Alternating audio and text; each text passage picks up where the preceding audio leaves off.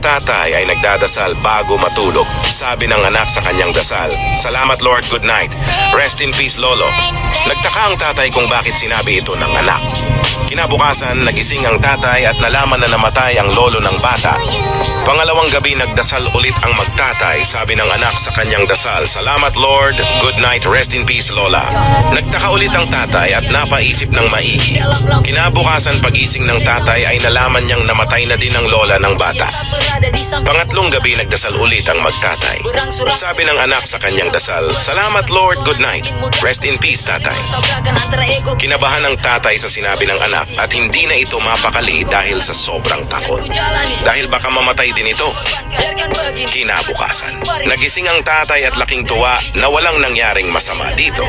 Pagbukas niya ng pinto ay isang pangyayari ang kanyang nabalitaan. Namatay ang kumpare nito na si Edgar.